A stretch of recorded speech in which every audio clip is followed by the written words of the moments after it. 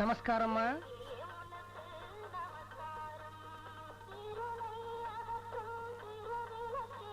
அம்மா, ஊருக்கு போறதுக்கு முன்னாடி சொல்லிட்டு போறதுதான் சம்பந்தி முறை. அதான் சொல்லிட்டு போக வந்தேன். உடம்ப ஜாக்கிரதையா பாத்துக்குமா. எனக்கு பஸ்ஸுக்கு நேரமாச்சு. வரட்டுமா?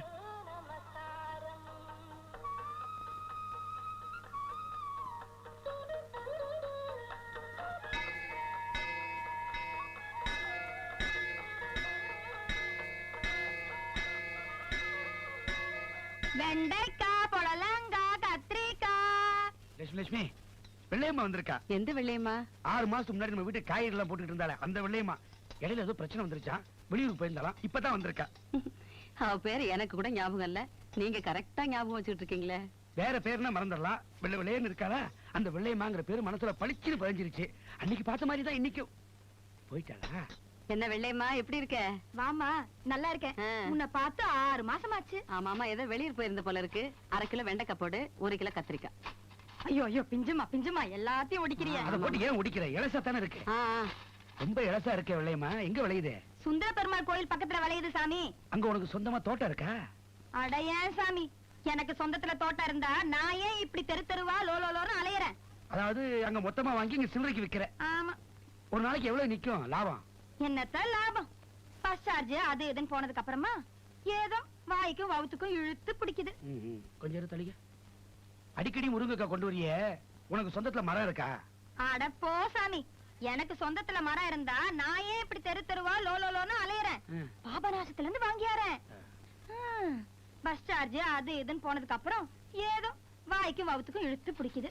புடலங்க கூட நல்லா இருக்கு. சொந்தத்துல பந்தல் இருக்கா உனக்கு? சொந்தமா பந்தல் இருந்தா அவ ஏன் இப்படி லோலோன்னு அலையுறா? சரியா? புடலங்க சாமி மலையில இருந்து வாங்கிட்டு வர்ற. சரியா? பஸ் சார்ஜ் அது இதுன்னு போக வாய்க்கு வயித்துக்கு இழுத்து பிடிக்குது. சரியா? போதுமா? இல்ல கொத்தமல்லி பத்தி ஏதாவது விசாரிக்கணும்? இல்ல வேணாம். கேரட் நான் எதை பத்தி விசாரிக்கல தாயே. பிள்ளைங்க எல்லாம் ஆபீஸ்க்கு போகணுங்க. நான் காய்கறி வாங்கிட்டு போயிடுறேன். அதுக்கப்புறமா நீங்க நிதானமா உட்கார்ந்து அவ கதையெல்லாம் கேட்டுக்குங்க. அட ஏமா ஐயாவை திட்டுற? இந்த மாதிரி அனுசரணையான புருஷன் கிடைக்க ஒவ்வொரு பொம்பளையும் கொடுத்து வச்சிருக்கணும். சரி.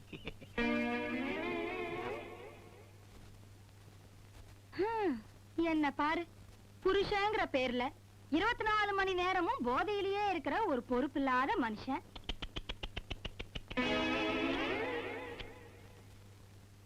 சரி அத்த விடு சாமி.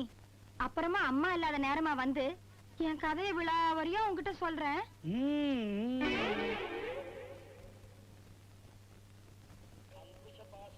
என்னங்க திடீர்னு கோயிலுக்கு கூட்டிட்டு வந்திருக்கீங்க? என்ன விசேஷம்? இந்த கோயிலோட பெருமையை பத்தி பல பேர் சொல்லி கேள்விப்பட்டிருக்கேன். அதான் உன்னை கூப்பிட்டு வந்தேன். அப்படி என்னங்க விசேஷம்? அது வந்து பாரு.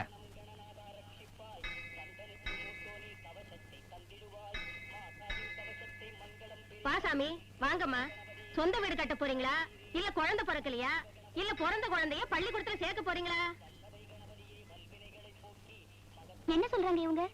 என்னம்மா தெரியாத மாதிரி கேக்குற? சொந்த வீடு கட்டணுமா?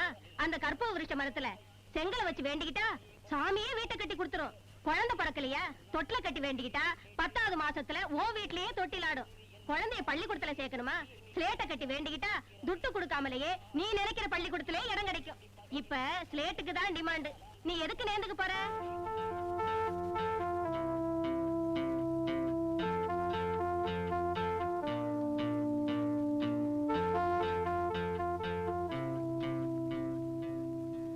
ஒரு தொட்டில் கொடுங்க.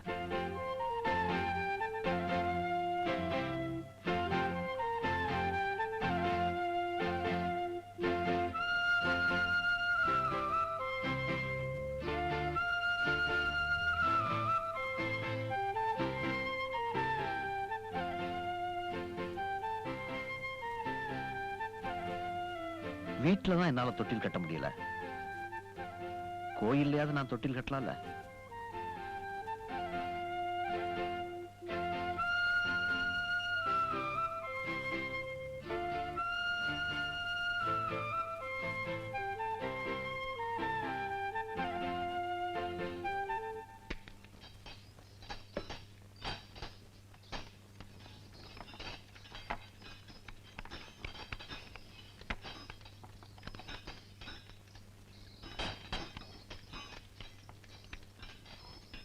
அடுத்தவன் தூக்கு.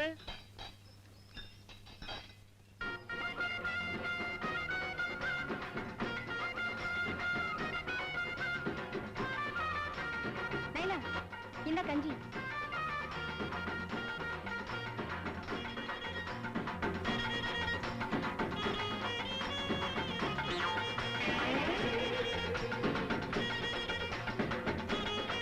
லைலா, அந்த ஆள் தூக்கல.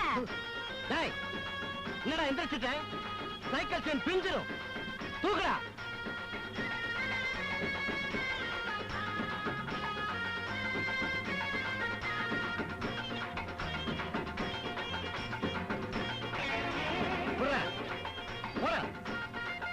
என்னடா பாக்குற?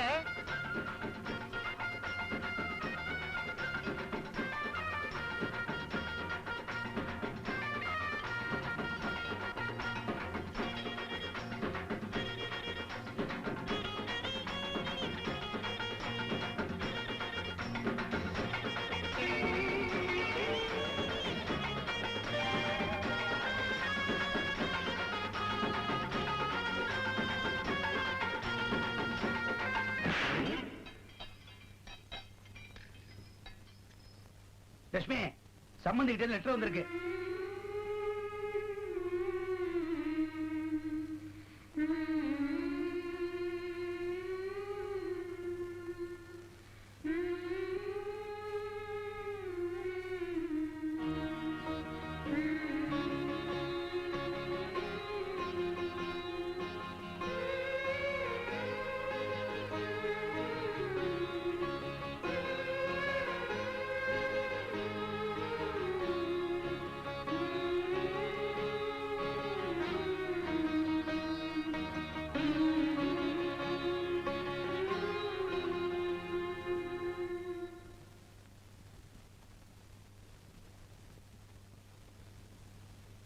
என்ன பத்தி ஒரு வார்த்தை கூட விசாரிக்கலையே.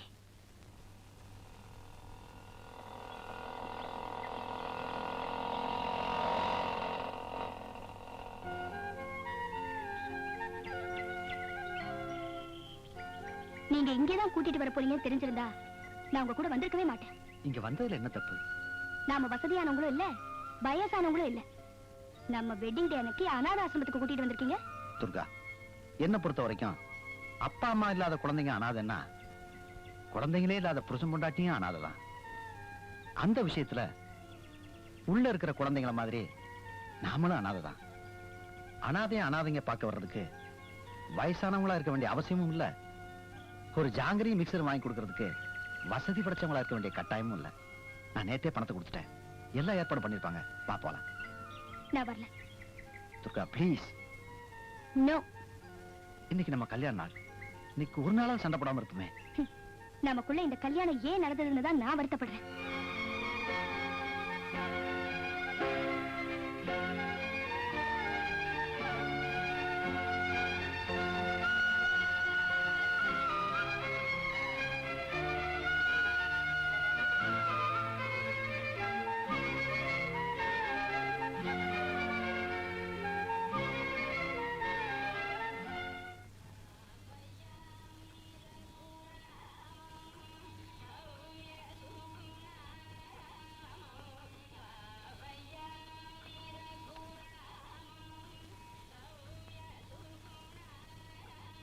ஹலோ கீதா, எப்படி இருக்க? By the by, meet my wife Saraswathi. Sarasu, எனக்கு ஒரு பொண்ணு லவ் லெட்டர் எழுதுச்சுன்னு சொன்னேன்ல, இவதான். என்ன கீதா அப்படி பாக்குற? எனக்கும் என் வைஃப்க்கு நடுவுல எந்த ரகசியமும் கிடையாது. நாளைக்கு உனக்கும் கல்யாணம் ஆச்சுன்னா உன் புருஷன்கிட்ட முன்னாடியே எனக்கு லவ் லெட்டர் எழுதின விஷயத்த சொல்லிடு. இல்லைன்னா பின்னாடி அனாவசியமா எல்லாருக்குமே பிரச்சனை.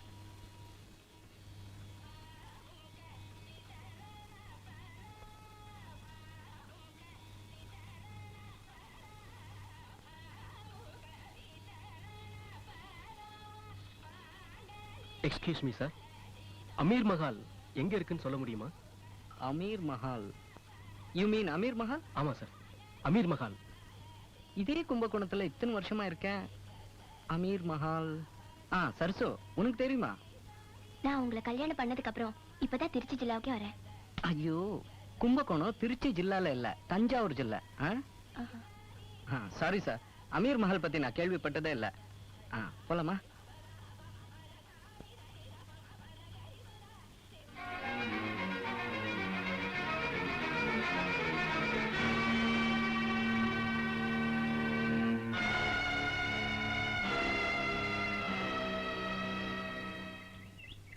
ஐயோ, நீ எல்லாம் எனக்கு ஒரு சிஷ்யனாடா.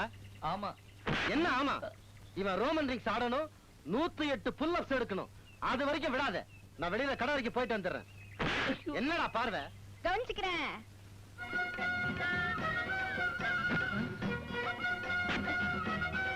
ஐயோ,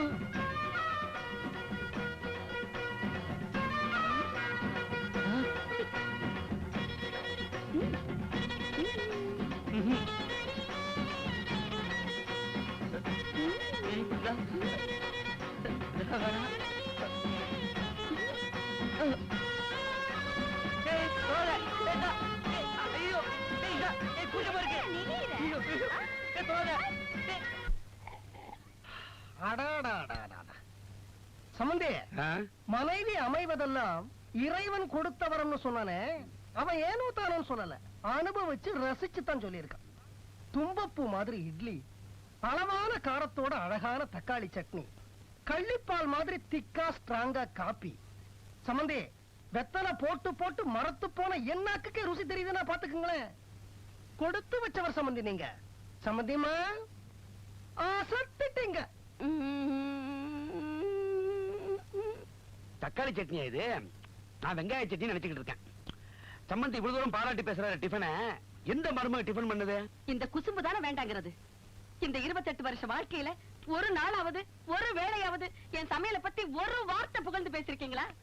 போடுறத வலிச்சு வலிச்சு திங்க வேண்டியது, ஹோட்டல்ல எந்திரிச்சு போற மாதிரி எந்திரிச்சு போயிட வேண்டியது. என்ன பண்றது?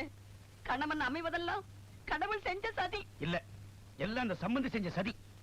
லட்சுமி, சம்பந்திக்கு சமைச்சு போட நாதி கிடையாது. பிடிச்சிருக்கோ பிடிக்கலையோ பாராட்டி பேசினாதான் அடுத்த வேளை டிஃபன் கிடைக்கும். எனக்கு அப்படி இல்லையே, நீ இருக்கியே. ஒரு 2 இட்லி போட. போதும். போட்டு போட்டு என்ன சுகத்தை கண்ட? கையும் மனசும் மரத்து போனதுதான் மிச்சம். அப்படிலாம் சொல்லாத லட்சுமி. சம்பந்தி கரெக்டா தான் சொல்லிருக்காரு. இட்லி தும்பப்பூ மாதிரி தான் இருக்கு. எனக்கு தான் இத்தனை வருஷம் தெரியாம போயிடுச்சு. ஒரு 2 இட்லி போட. 2 மெதுவா, தும்பப்பூ மேல விழுந்துற போகுது. வெங்காய சட்னி போடு. தக்காளி சட்னி. தக்காளி தக்காளி பார்த்து. என்ன அன்பு? என்னதே? தும்பப்பூன்னு.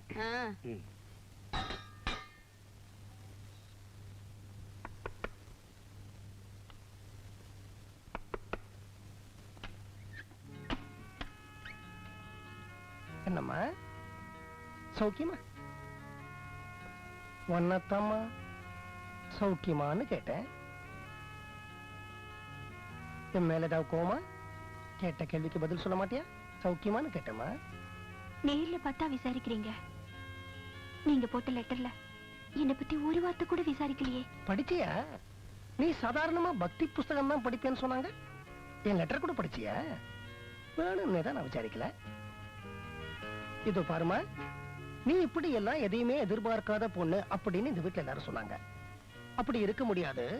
நீ சின்ன சின்ன விஷயத்தை கூட எதிர்பார்க்கிற சாதாரண சராசரி பொண்ணுதான் அப்படின்னு என் மனசுக்கு பட்டது. அதான் ஒரு சின்ன டெஸ்ட் வச்சு பார்த்தேன். பாரு, லெட்டர்ல ஒன்ன நான் சௌக்கியமானு விசாரிக்காதது உன் மனசை எவ்வளவு பாதிச்சிருக்கு.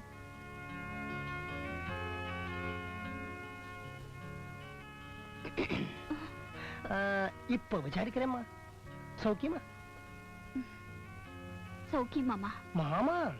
போன தடவை வார்த்தைக்கு வார்த்தை சார் சார்ன, இப்ப மாமாங்கிற. நெருங்கித்தான் வரேன் போல இருக்கு. நான் உன்னை விசாரிச்சேனே, பதிலுக்கு நீ என்ன சௌக்கியமான்னு விசாரிக்க கூடாதா? சாரி மாமா. சௌக்கியமா? நீ சௌக்கியம் இல்லாம சௌக்கியம் போய் சொல்ற போது நான் எப்படிமா சௌக்கியமா இருக்க முடியும்?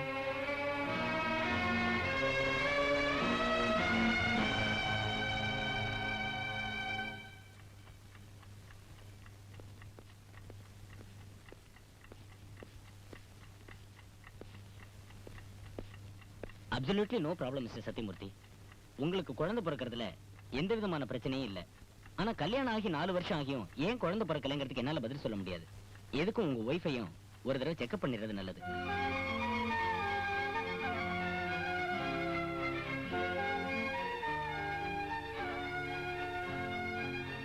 Durga, sorry sir. துர்கா துர்கா துர்கா துர்கா, படிச்ச பொண்ணு இல்ல நீ, ஒரு ஸ்கூல் டீச்சர் வர, ஒரு டாக்டர் முன்னாடி நாகரிகம் இல்லாம இப்படியா நடந்துக்கிறது? நீங்க செஞ்சது மட்டும் சரியா? சத்தப்படாத. நான் செஞ்சதுல என்ன தப்பு? நீங்க என்ன பொண்ணு பார்க்க வந்த அன்னைக்கு நான் உங்ககிட்ட என்ன சொன்னேன்? என்ன கண்டிஷன் போட்ட சொல்லுங்க. இப்படி ஊம மாதிரி பேசாம நடந்தா என்ன அர்த்தம் சொல்லுங்க.